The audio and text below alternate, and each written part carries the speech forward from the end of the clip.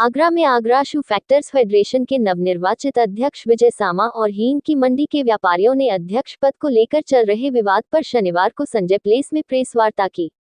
उन्होंने निजी स्वार्थों की पूर्ति के लिए गगनदास रामानी पर संगठन में फूट डालने, एफडी और बैंक खाते को हड़पने के आरोप लगाए हैं।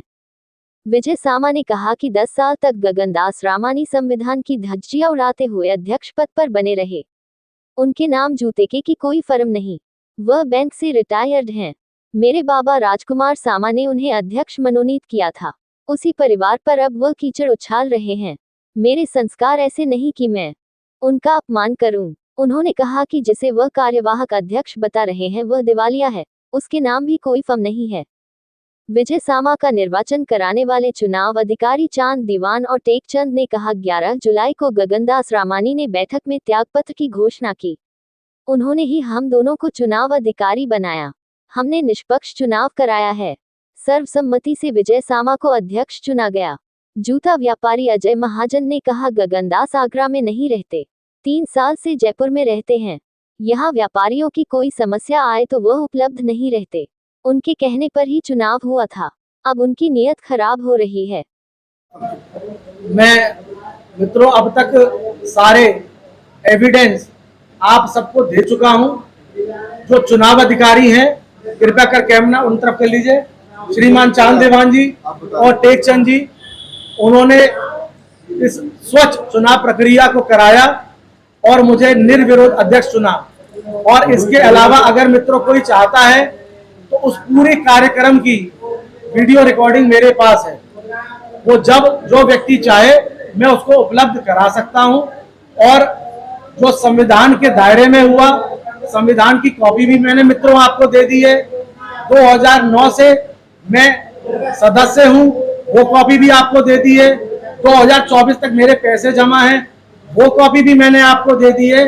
और साथ के साथ स्वर्गीय राजकुमार सामा जी जिस पद के लिए चुनाव लड़ते थे उस फर्म का मैं विजय सामा प्रोपराइटर था, जिसके प्रतिनिधि के रूप में वो चुनाव लड़ते थे। वो कॉपी भी मैंने मित्रों आपको दे दी है। और जो उस दिन 29 लोग जिस दिन उन्होंने त्याग पत्र दिया वहां पर थे, उस रजिस्टर की भी फोटो कॉपी दे दी है with mobile number and signature.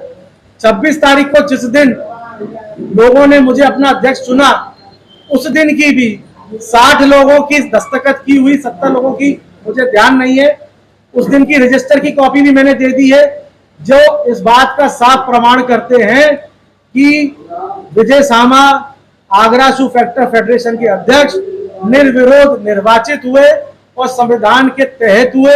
इसके अंदर संविधान का कोई उल्लंघन नहीं है।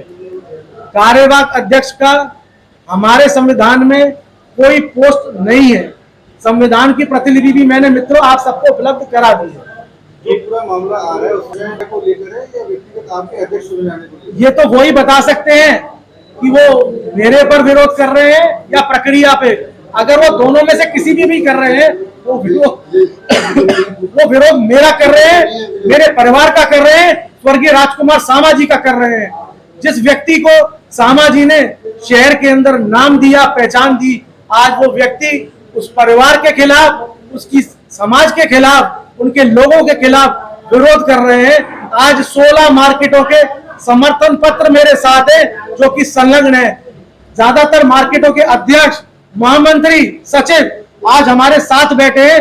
ये इसी बात का प्रमाण देते हैं कि सारी प्रक्रिया सही थी, सही है और सही ही रहेगी। रमानी जी और जिनको उन्होंने कल अध्यक्ष बनाया उनकी कार्यवाहक में रही है, क्या कर रही है जी? जो आपने कार्यवाहक अध्यक्ष बनाया, किस सोच से बनाया? जो स्वयं आप अध्यक्ष ही नहीं है और आपने बना दिया।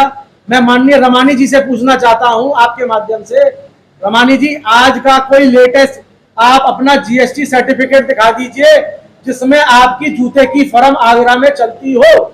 मैं उनके द्वारा बनाए हुए स्वयंभू जो शब्द निकाला है उन्होंने, कार्यवाहक अध्यक्ष दिखा दे अपना लेटेस्ट जीएसटी सर्टिफिकेट जिसमें उनके नाम से फर्म चलती हो। संविधान में जो फर्म दिवालिया हो चुकी हो वो सदस्य रहने का हकदार नहीं है।